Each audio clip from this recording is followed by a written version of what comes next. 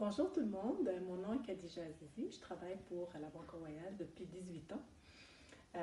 Mon poste actuel est directrice de services commerciaux.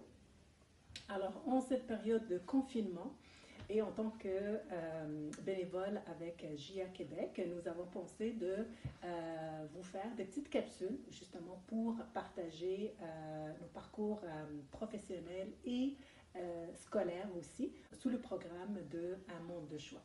Alors aujourd'hui, je vais pouvoir vous partager un peu sur mon parcours scolaire et mon parcours professionnel, tout en vous donnant des trucs que vous pouvez utiliser à votre tour aussi dans votre propre parcours. Alors, truc numéro 1, il n'y a pas qu'un chemin pour arriver à un objectif. Alors, tout ça pour dire que vous allez voir, mon parcours est atypique et ma progression de carrière l'est aussi.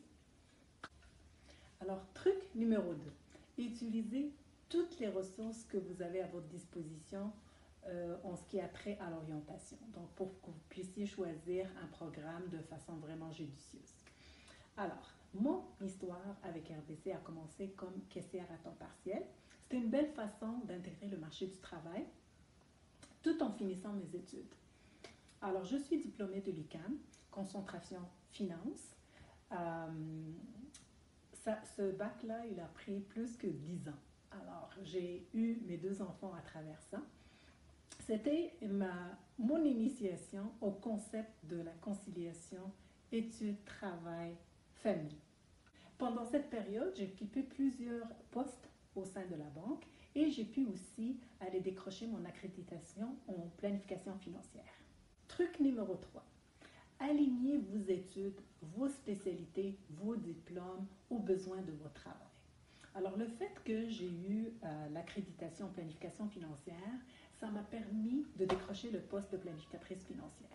Alors là, j'étais capable d'accompagner des clients avec des besoins un petit peu plus complexes en leur donnant des conseils au niveau de plusieurs domaines dans la planification financière, notamment la fiscalité, la retraite, les investissements, etc.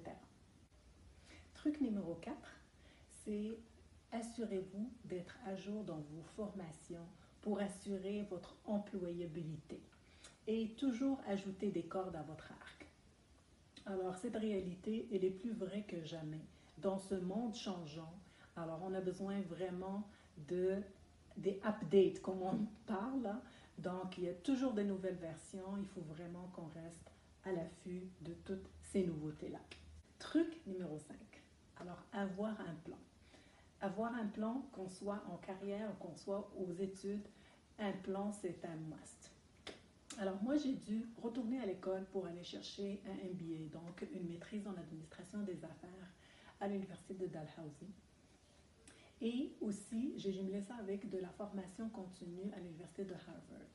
Sachant que mon objectif et mon plan de carrière, c'était de travailler dans la gestion personnelle et aussi dans le management stratégique.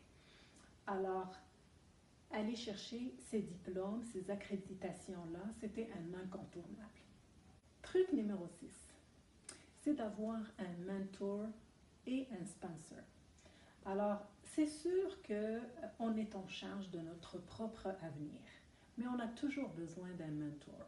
Un mentor, c'est quelqu'un qui est capable de nous inspirer, de nous guider, de nous conseiller, mais de façon neutre.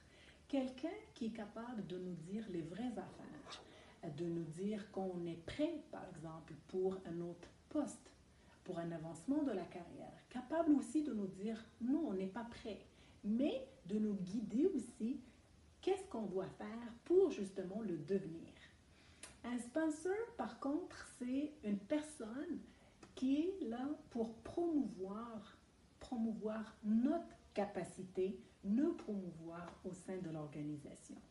Et on a besoin de ce sponsor-là justement pour être capable d'avancer dans la carrière. Parce que c'est pas assez de dire, ben moi je suis bon, je suis capable de combler cette position parce que j'ai telle compétence et telle. Mais on a besoin de quelqu'un d'autre, une tierce personne qui vient renforcer ce message-là et confirmer qu'on est prêt vraiment pour relever ce nouveau défi. Truc numéro 7, c'est être passionné par notre travail et se démarquer par rapport aux autres. Vous savez, une carrière, c'est des longues années. Il faudrait vraiment aimer ce qu'on fait et avoir du plaisir. Parce que si on a du plaisir, on est capable d'avoir du succès, on a ce vouloir, ce désir de se dépasser. Ouvrir la voie et inspirer les autres, c'est ma passion. J'adore inspirer les gens vraiment à aller essayer des nouvelles affaires, à aller dans des sentiers non battus. Parce que c'est comme ça qu'on est capable de se démarquer. Parce que si on suit déjà des choses que les autres y ont faites, ben, il n'y a pas vraiment de créativité, il n'y a pas de nouveau. On est un poisson parmi d'autres.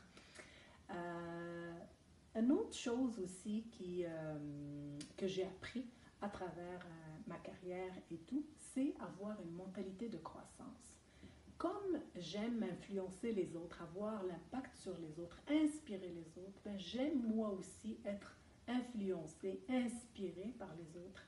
Je suis ouverte pour des idées parce que c'est avec ça qu'on peut grandir. Durant tous les postes que j'ai occupés, j'ai appris beaucoup de compétences, des aptitudes. J'ai développé ça et je les utilise jusqu'à présent. De par mes collègues, mes supérieurs, mes employés, on apprend de tout le monde. Donc, ce n'est pas vraiment juste dans un sens, que ça vient de haut ou que c'est vraiment en bas, mais ça vient aussi du latéral. J'ai eu le privilège aussi de travailler avec différents clients de différentes sphères de la société. Ça m'a aidé à évoluer personnellement et professionnellement. Pour conclure, tous les trucs que je viens de vous donner, c'est des trucs que vous allez pouvoir utiliser et pour votre carrière, mais aussi pour vos études, votre vraiment cheminement scolaire. Soyez curieux. La curiosité alimente le succès et les passions. Merci.